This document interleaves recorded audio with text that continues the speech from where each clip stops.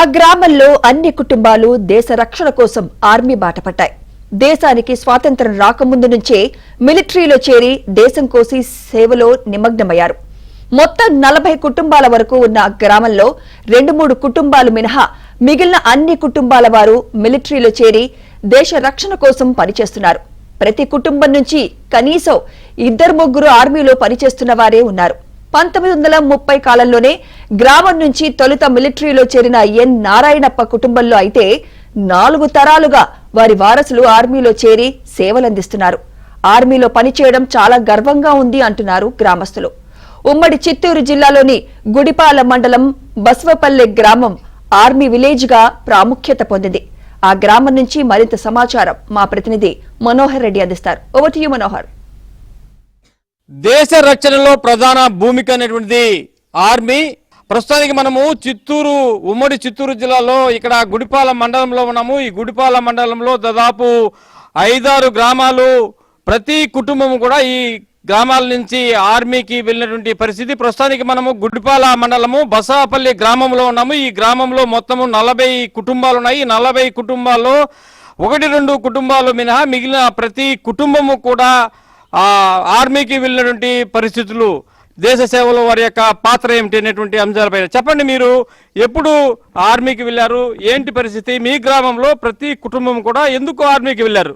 ఆర్మీలో పనిచేసిన దానివల్ల మాకు బాధలు అనేసి ఏం లేదు. అక్కడ ఉండేంత వరకు కొంచెం కష్ట నష్టాలు ఉంటుంది. ఆర్మీలో చేరిన దానివల్లనే మేము ఇప్పుడు రిటైర్డ్ అయిన తర్వాత సంతోషంగా జీవిస్తున్నాము. నేను ఆర్మీలో వచ్చి 1983 డిసెంబర్లో జాయిన్ అయినాను. 2010 జనవరిలో రిటైర్ అయ్యాను. దీంట్లో ఆర్మీలో పనిచేసిన వల్ల మాకు చాలా గర్వకారణము. ఆర్మీలో చేరిన దానివల్లనే మా ఊరు చాలా మంది ఆర్మీ పోషిస్తుంది మమ్మల్ని. ఆర్మీ ఊరుగా ఈ బస్వాపల్లి ముద్ర పడిపోయింది. ఎట్లా చూస్తారు? డిఎస్ఎల్ 15 సంవత్సరాలు, మీ ఎంఈజీలు 15 సంవత్సరాలు. తిరిగి మా భర్త గారు కూడా వేలాయుధం గారు కూడా ఆర్మీలో 30 సంవత్సరాలు సర్వీస్ చేసినారు. 74లో భర్తీ అయినారు. 2004లో రిటైర్డ్ అయినారు. తిరిగి మా కొడుకు కూడా అశోక్ కుమార్ 25 ఇయర్స్గా ఆర్మీలో సర్వీస్ చేస్తున్నాడు. మేము ఆర్మీనే ఇష్టపడి మేము బతుకుతూ ఉన్నాము. మాకు అదే ఇది జీవనాధారం కూడా. వ్యవసాయం ఊరు చేసేవాళ్ళు లేరు కాబట్టి ఒక కొడుకైనా కూడా మేము ఆర్మీకే పంపించినాం. ఇప్పుడు మా మనవడిని కూడా అదే మరి పంపాలని ఆశగా ఉన్నాం. అంటే మీ కుటుంబంలో మొత్తం ఫస్ట్ తరం నుంచి ఇప్పుడు 4వ తరం వరకు కూడా ఆర్మీలో ఉన్నారు. మా కూడా పుట్టిన అన్నదమ్ములు కూడా ఆర్మీనే. హ్యాండర్ కెప్టెన్ గా రిటైర్డ్ అయినారు. 2 అన్నోళ్ళు, తమ్ముడు రిటైర్డ్ అయినారు. మా మర్దులు 4 మిలిటరీని, ఆర్మీ వాళ్ళే. అందరూ రిటైర్డ్ అయ్యి బాగా ఆర్మీలో సర్వీస్ చేసి వచ్చినారు. మా కొడుకు ఇప్పుడు ఇది శ్రీనగర్ పైన మంచుకొండల్లో ఇప్పుడు అక్కడ ఉండారు, సర్వీస్ చేస్తాం. 2005 సంవత్సరాలు రిటైర్ అయ్యాడు. 30 సంవత్సరాలుగా దేశ సేవ కోసం మిలిటరీలో పనిచేశారు. సుబ్రహ్మణ్యంగా ఆయన బెంగళూరులో డ్రిల్ కమాండెంట్గా కూడా పనిచేశారు. తన కొడుకు ఎన్ఎస్ నందకుమార్ కూడా మిలిటరీలో చేరారు 2001 సంవత్సరంలో. ఆయన 2003లో ఛత్తీస్గఢ్లో కరెంట్ షాక్ విధి నిర్వహణలో కరెంట్ షాక్తో ఆయన అక్కడ మరణించడం జరిగింది అన్మ్యారీడ్తో.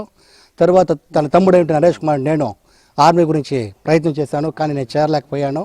కానీ ఏమైనా మా నాన్న కానీ మా అన్న కానీ ఆర్మీలో సేవ చేసినందుకు నేను చాలా గర్వపడుతున్నాను. ఇవాళ ప్రభుత్వం మా నాన్న కష్టపడిన దానికి కానీ మా అన్న కష్టపడి విధి నిర్వహణలో పనిచేసినందుకు కానీ వాళ్ళ ద్వారా వచ్చేటువంటి పింఛన్తో ఇవాళ నా తల్లిని కానీ నా కుటుంబాన్ని కానీ నేను సాగుతున్నాను, పోషిస్తున్నాను.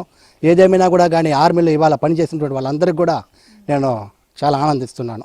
ఆర్మీలో 2020లో జాయిన్ అయ్యి 2000లో చేరినాడు. 2020లో రిటైర్డ్ అయిపోయినాడు. అక్కడ ఆయన చేరిన దానివల్ల మా కుటుంబ పోషణకు మాకు ఎలాంటి లోటు లేకుండా బాగా కష్టపడి రిటైర్డ్ అయినాడు. ఆయన ద్వారా ఆయన ఇప్పుడు పింఛన్లో ఉన్నాడు, పింఛన్లు తీస్తూ ఉన్నాడు. ఆయన పోయి చేరిన దానివల్ల మా కుటుంబం కొంచెం బాగా డెవలప్ అయ్యింది. బాగా ఉన్నాము, సంతోషంగా ఉన్నాము. మా అబ్బాయి ఆర్మీలో చేరినందువల్ల అందరూ మా కుటుంబ సభ్యులందరూ కూడా గర్వపడుతూ ఉన్నాము. మా భర్త గారు కూడా మొదట ఆర్మీలో సేవ చేయడం అనేది జరిగింది. ఆ తర్వాత మా అబ్బాయి కూడా ఆర్మీలోకి వెళ్ళడం జరిగింది. ప్రస్తుతం జమ్మూ కాశ్మీర్ నందు విధులు అనేది నిర్వహించడం జరుగుతుంది. అలాగే ప్రతి కంటి నుండి కారే కన్నీరు తుడవడమే నా అంతిమ లక్ష్యం అనేటువంటి నినాదంతో జవహర్లాల్ నెహ్రూ గారు ఎలా అయితే చెప్పారు, దేశ రక్షణ కోసం మా గ్రామం అంతా కూడా ప్రతి ఒక్కరూ కూడా కష్టపడే విధంగా అదే ఆలోచనతో, అంటే ప్రతి ఒక్కరి నెత్తురు బొట్టులో కూడా ఆర్మీకి వెళ్ళాలి అన్నటువంటి తపనే మాలో ఎక్కువగా ఉంది. ఎందుకంటే మీరు ఇందాక అడిగారు అడిగారు, ఒకరు మరణిస్తే ఆ కుటుంబంలో ఎలా ఉంటుందని. ఖచ్చితంగా బాధాకరమైన విషయం అని నేను చెప్తా. ఎందుకంటే ప్రతి ఒక్కరు కూడా ఈ ఆర్మీని నమ్మి ఉన్నాం. అట్లాంటి సిచ్యువేషన్లో ఒక వ్యక్తి అక్కడ చనిపోతే అందరికీ బాధ అనేది ఉంటుంది. అట్లనేసి ఈ నియామక ప్రక్రియ అనేది అంతటితో ఆగిపోవడం అనేది లేదు. అంత కూడా దానికి కూడా తెగించి ప్రజలు దేశ సేవ చేయాలి అన్నటువంటి ఒక అంతిమ లక్ష్యం ఈ గ్రామంలో ఉంది. కాబట్టే ఇంతమంది అందరూ కూడా ఆర్మీ నందు సర్వీస్ చేయడం జరిగింది. ఎవరైతే ఆర్మీకి వెళ్ళి వచ్చినటువంటి కుటుంబాలు కూడా స్పష్టం చేస్తున్నటువంటి పరిస్థితులు అయితే మనం చూస్తున్నాం. వీడియో జర్నలిస్ట్ మహేష్తో కలిసి మనోహర్ రెడ్డి, ఏబిఎన్ ఆంధ్రజ్యోతి,